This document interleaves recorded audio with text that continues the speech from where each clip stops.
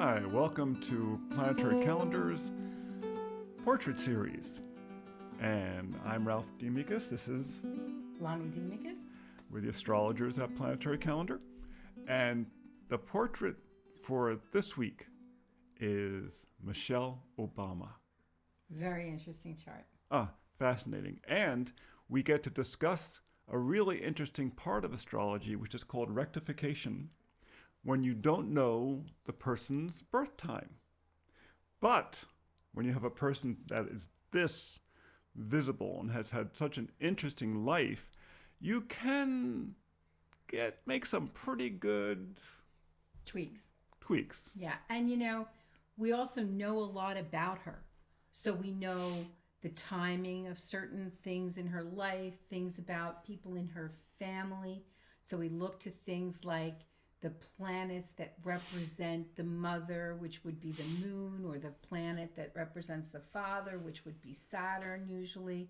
The siblings, what house would that be in to portray a certain type of sibling? And of course, the ascendant, the first house, is really how people present themselves to the world. So it's where the sun rises and where you go out into the world. And having said that, so much of her chart is up and out in the world that it's not surprising that we know so much about her. One of the ways in which we rectify charts is by using AstroCartography, which is about looking where planets are overhead at the time when the person is born. Well, I kind of call that rectification on steroids. Exactly. And we've used astrocartography for so many years that we're very comfortable with this, especially when you have a person whose life has been so affected by certain locations. In her case, Washington, D.C.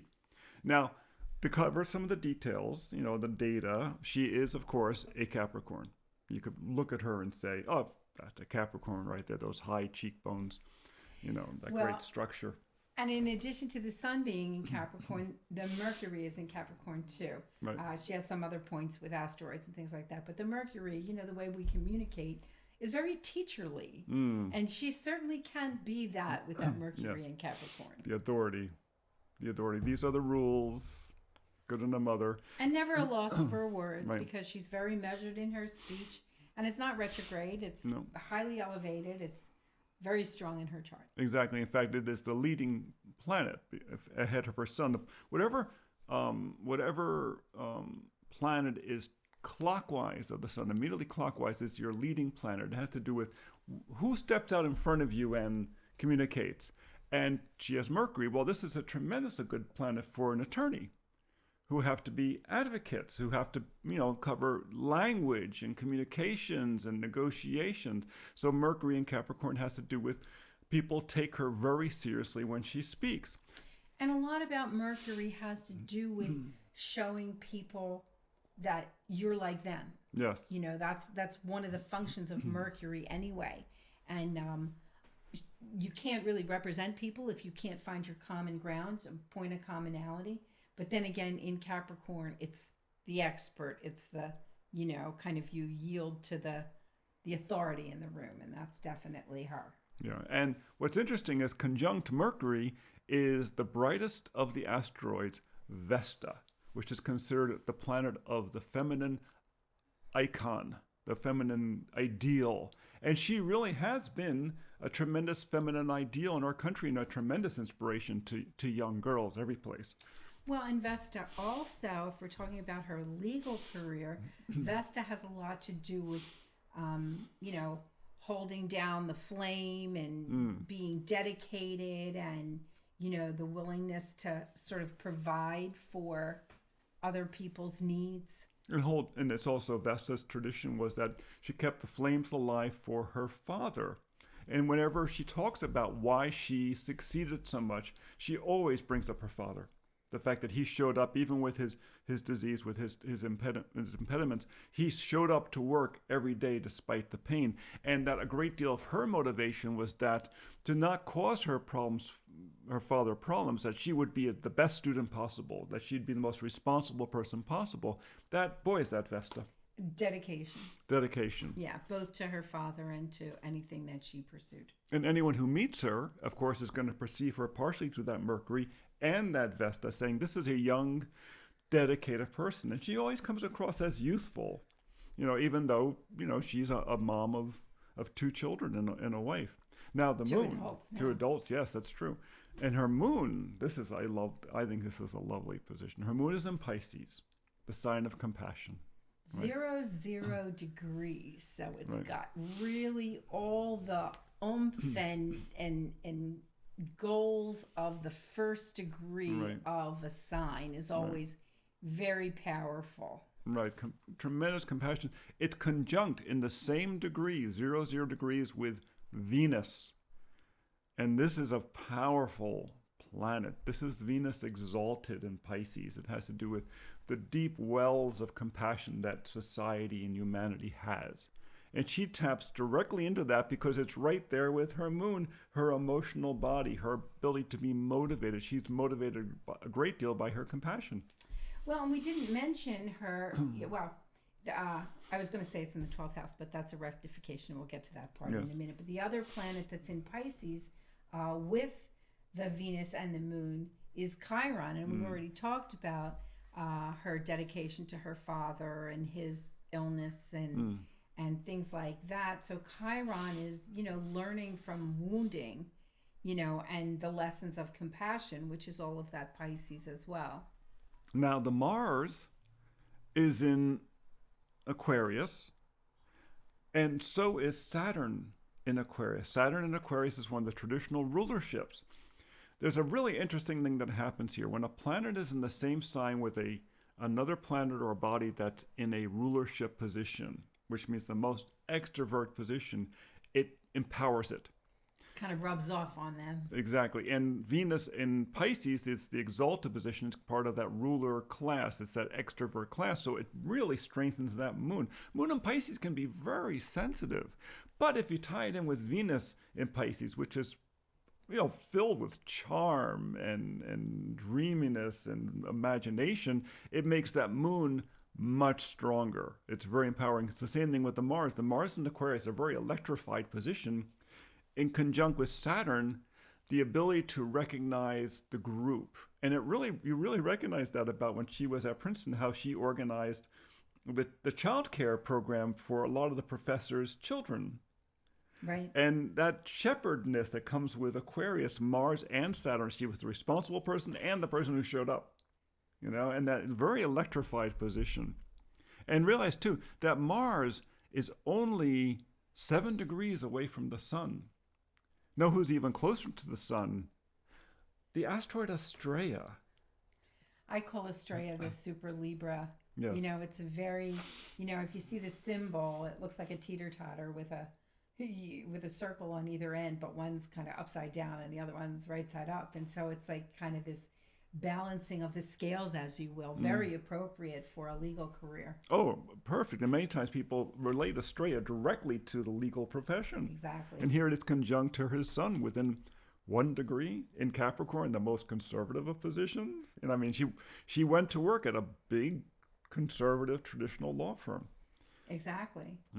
Before becoming a dean of the dean of students for a university, which was interesting.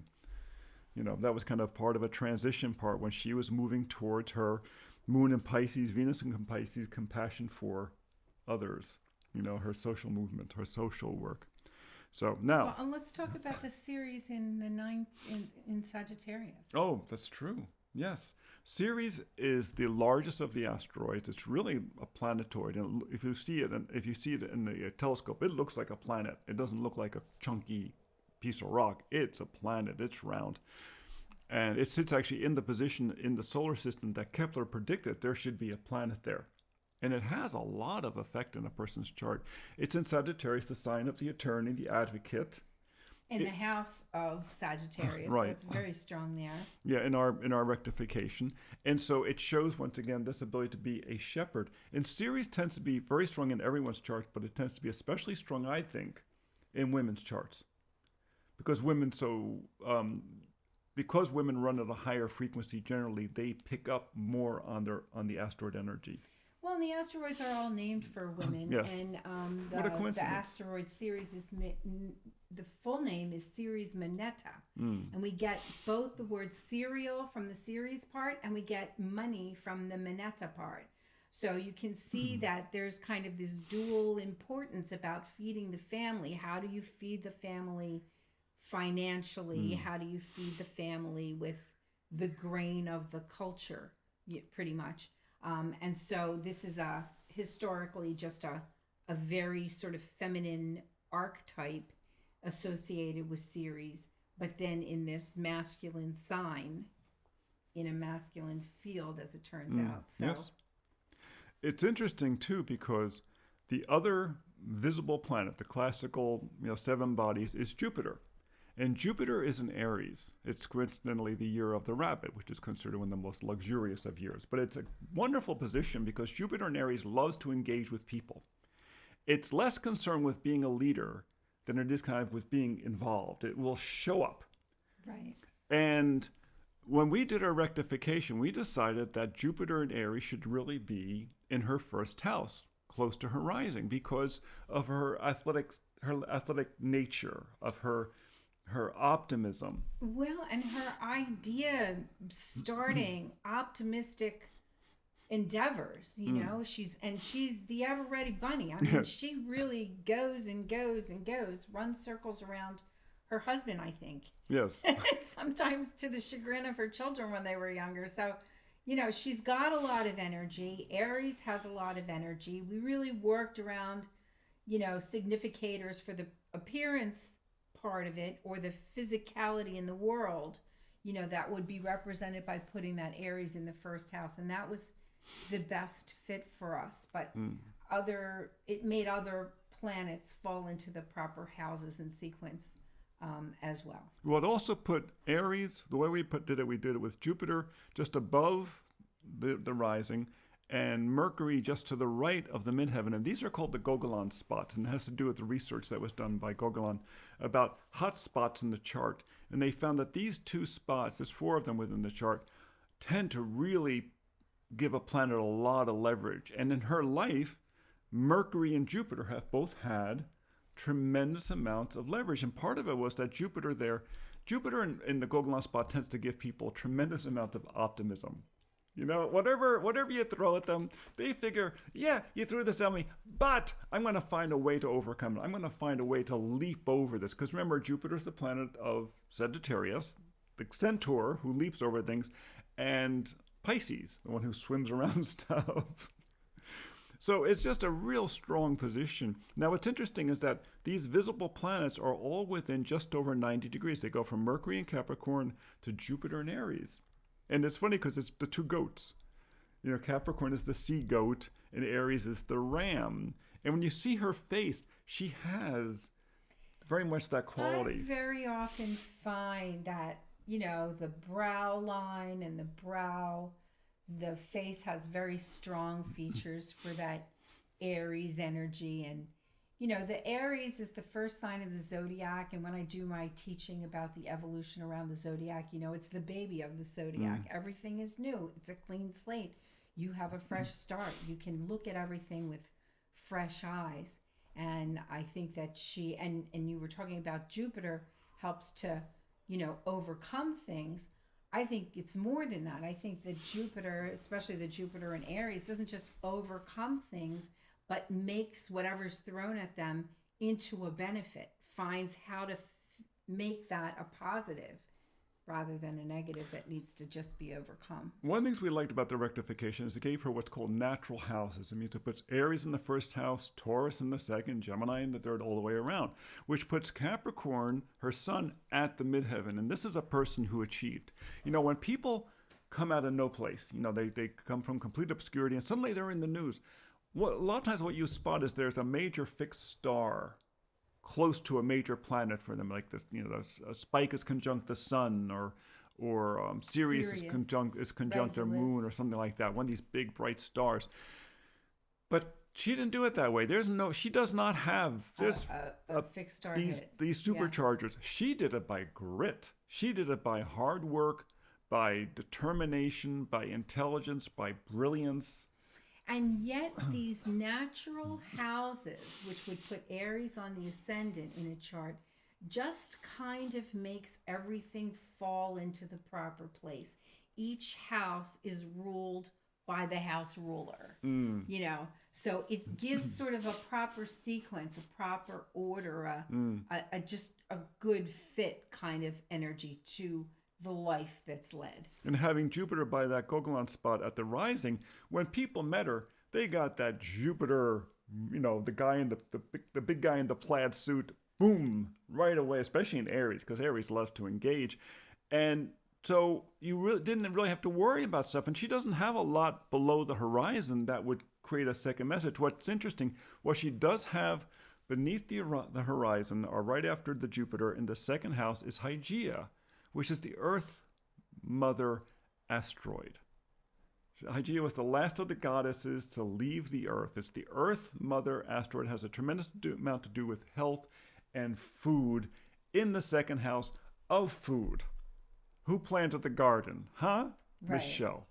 Right. Michele planted the garden. That's natural to her, this desire for good food. Even when they traveled around the country, when Brock traveled around the country, one of the issues that always came up was him finding good food, probably because he was used to Michele feeding him well.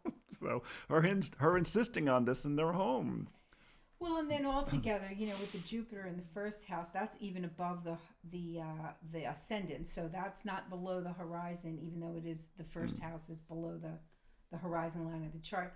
But the other two that are below are Uranus and Pluto, which are hidden planets anyway. You can't see them without a telescope. So those energies are kind of appropriate to have, you know, in your inner world rather than out in front of the whole world to see. Of course, they're generational, and so they don't have as much effect on the day-to-day and personality of the individual. Makes her anyway, very good at details, though. It does make her good at details, and it does. That's that Pluto and Uranus in Virgo generation that really wants to kind of change the world. In her case, maybe even just change the workplace or the definition of the workplace, because they're in the sixth house. We should send her one of our books about ergonomic design. Exactly. She would love it. She would. By the way, I love the fact that the part of fortune's in the third house in Gemini, and the part of fortune's where you make your money, third house in Gemini, it means from writing. Isn't hers like the biggest selling autobiography ever? Well, and not only that, part of fortune in Gemini, when she first went into the White House, didn't she say her primary job was being a mom? Right, exactly. You know, of her two daughters there. Right. And the North Node in the fourth house. That's where she feeds herself. And a lot of what she did with her first ladyship was to further the health and caring of children. Education, you know? yes. And so, you know, Mercury rules Gemini. Mercury has a lot to do with the health. And so it all kind of makes sense. I love the fact that when you go to the eighth house, which is kind of the secret place that couples have, partners have, it's where they share power. Neptune, which is about the big thinker. Pallas, which is about the advocate, once again an attorney's position. And Juno, the wife, conjunct in the eighth house. When those two were behind the scenes, they talk about the law. They talk about, you know, and it's in Scorpio, they talk about strategic law.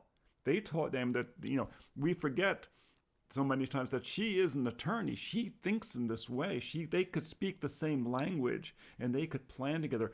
She wasn't out front doing that, but behind the scenes with him, where the two had the private space, she was an important force there. Now let's talk about the rectification. Don't you think? When you rectify charts, you can rectify by timing, and you can rectify by, you know, when did you get married? When did you meet? You know, when did you have your child? And these are all very good. When did significant events happen in your life? And then we place the significating planets into the significant house and kind of rotate the chart around until you get the, you know, it's like clicking. It's like spinning the dials on a safe combination, you know, and once they click into place. Boom, the door opens. It's nice, and there's the treasure. Exactly. The cool thing about Michele is that, remember, we said, you know, she didn't just like leap up. People didn't just say, let's give you a hand. And, you know, I mean, there's places where she she used connections. When she wanted to go to a good university, she went to Princeton because her brother had gone there. He had been very prominent in the sports department, had then moved on to become a professional coach. And so when you get to that part in the application where you say, do you know any alumni here? She could say, yes, my brother. You remember him? And she figured it would help her get in. Now, the fact that she was a tremendously good student and a very likable person would have helped, but she was not above using her connection through her family. In Chicago, you look there, and with this chart, I mean, there's lines that go through the area, but there's not prominence. There wasn't things that kind of lifted her up, and she followed a very conventional route. You know, she worked, she developed her career, she met the guys that she loved, she actually changed her work so that she could make money while he worked on his career. Isn't that kind of classic? That, right. You know, it wasn't about her achievement. Where are the major planets in our rectification? Where do you think? Washington, D.C. And because of this chart, we moved the chart a bit so that we think that she was born about 11:14 a.m. And that would put the sun up in the 10th house. It puts the Jupiter above the rising in the Gogalan spot. We use whole sign houses for those of you who use Placidus or Regiomontanus. We use whole sign houses so that ascendant can show up in different spots within there, but you get significance from it. And so Jupiter at 12 degrees Aries is in the first house, in the Gogalan spot. It puts the Mercury in the Gogalan spot to the right of the midheaven, but still in the 10th house, conjunct that Vesta. Boy, it locks right into place, and it shows tremendous prominence in Washington, D.C. And what's funny, when they were in the office, when he was in office, they kept their home in Chicago. But when he got out of office, where did they move? Washington, D.C. Well, and it's interesting, by using whole sign houses, you can actually have the midheaven in the 9th, 10th, or 11th house. And in her case, the 10th house is so appropriate because that's the house, the 9th house is what you know. So you've gone to school and you've gotten this body of knowledge. So people with the midheaven in the 9th house are known because they're an expert in a field, or they have this body of specific knowledge that has brought them to prominence. The 10th house is how I am known, and the 11th house is who I know. It's the community that you've established yourself in. And so she didn't become well known because of that 9th house, her legal studies, and that part of her career. She became well known for being authoritative on a multitude of areas, and just being a prominent person, rising to a prominent position. Well, Capricorn is the senior female. It's a feminine position. It's a prominent female. It's a prominent woman, and being married to the president is a pretty prominent position. I think it's really interesting too that, you know, how you earn money. She has the Mars and Saturn in Aquarius there, and it was when she moved to Washington that she became an important author. Not when she was in Chicago, she worked for a university, but as an administrator, not as a professor. He was the one who taught. She was the administrator. For her, it was about responsibility. I think that the fact that they live now in Washington, remember, who is it who decides which house you buy? The husband or the wife? That's a self-explanatory question. Right. So Michele had a lot to say about where they were going to live. And I would not be surprised at all that she really felt the power of these lines in Washington and did not want to leave them. What's funny is that when you go around the planet and you look at the AstroCartography for the rest of the world, you don't see a lot of other places where her lines are prominent. What you do see is really, I think, lovely.